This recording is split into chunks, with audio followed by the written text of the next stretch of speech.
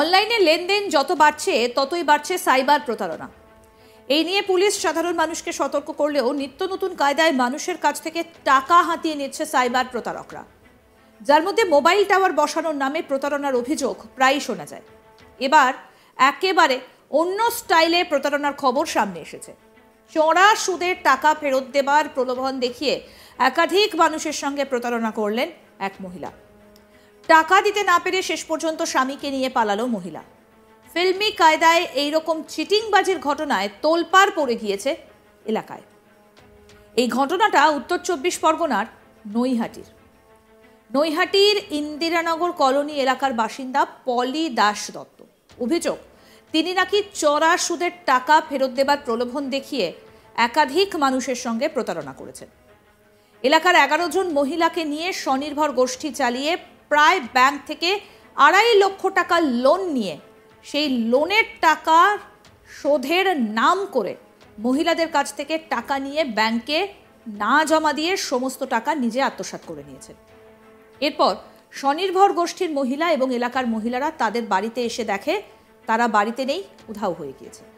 তারপর সাধারণ মানুষের ক্ষোভ একেবারে উপড়ে পড়ে। কি ঘটেছে অভিযোগকারী সরজু পাল কি বলছেন শুনবো।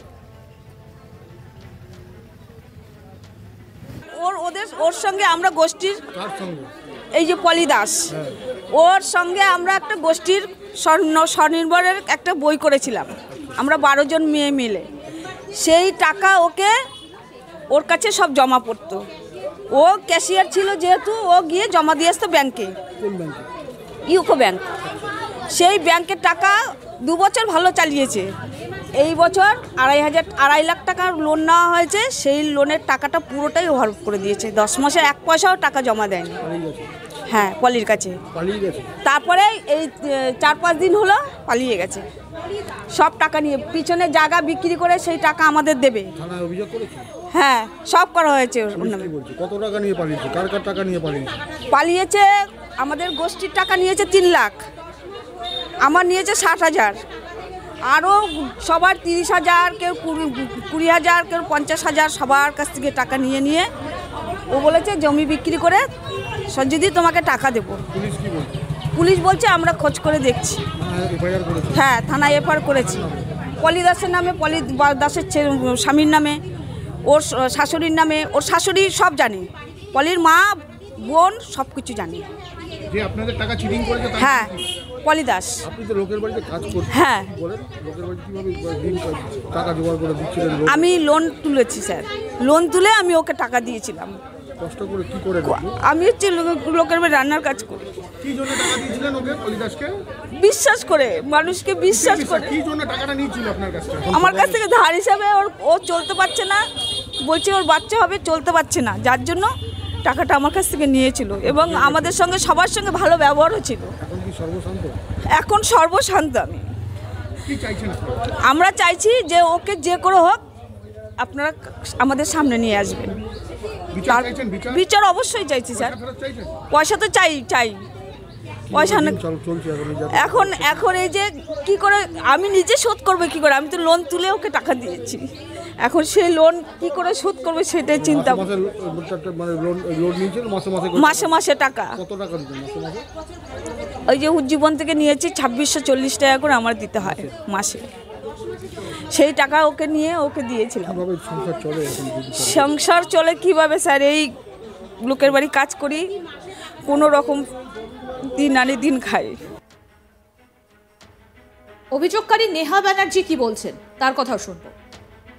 আমার বাবার থেকে 30,000 টাকা ধার নিয়ে বাবা ব্যবস্থা করেছে। 30,000 টাকা, 25,000 টাকা নিয়েছে টোটো রেখে। কিসের জন্য? কিসে আপনারা লোন করতেন? লোন না, কোনো লোন নিয়ে নেয়নি। বলছে ধার করে এনে দিয়েছে। বাবার চিকিৎসা করতে হবে, বাবার টাকা ধার দরকার। আমার বাবার কাছে টাকা ব্যবস্থা করে দিয়েছে। আমার বাবা একজনের কাছে টাকা ধার করে ব্যবস্থা করে দিয়েছে। বাবার চিকিৎসা করতে হবে। ওর বাবার হাত ভেঙে গেছিল। ওর বাবার, পলি দাসের বাবার হাত ভেঙে গেছিল। টাকা নিয়ে এসছে যে আমার আর 25,000 টাকা নিয়েছে। বলছে গোষ্ঠী টাকা দিতে লাগবে, গোষ্ঠীতে নালে আমার খুব ধুমকি দিচ্ছে। না, আমি নেই, আমি ওর বান্ধবী হই। আমার ছেলে, আমার মেয়ে, ওর ছেলে এক স্কুলে পড়তো, মাদ্রাসা স্ল্যাবে পড়তো। 30, 25, 55 ওর মা নিয়েছে টাকা, মানে ওর মা ও দুজনে মিলে টাকা নিয়ে এসছে। বিলে কত নিয়েছে? টোটাল 70,000 টাকা। 70,000 টাকা আপনি পান? 70,000 টাকা পাই। প্রতারণার শিকার হলেন? হ্যাঁ প্রতারণার শিকার হলেন? হ্যাঁ একদম পুরো। ওর মা পুরো টাকা গুনে গুনে নিয়ে এসেছে মেয়ের সাথে, মানে ওর মা পুরো সাক্ষী, কিন্তু ওর মা এখন পুরো ডিনাই করছে মেয়ে নেই, আমি কোথা থেকে টাকা শোধ করব। গ্রামবাসীদের অভিযোগ, উনি যেখানেই যাবেন সেখানেই এই ধরনের কাজই করবেন। আরও এক অভিযোগকারীর কি বক্তব্য শুনবো সেটা।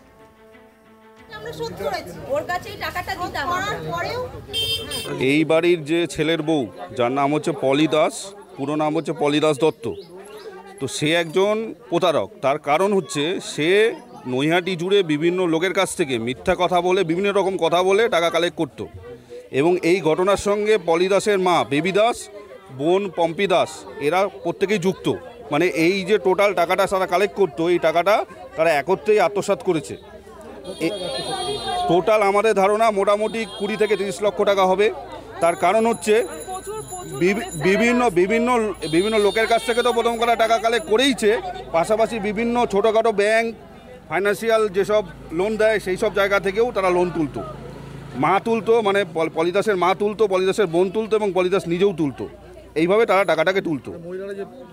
আর এদের ক্ষেত্রে যে ঘটনাটা, হ্যাঁ ওই টাকা নিয়ে কি করতো সেটা আমাদের কারোরই জানা নেই।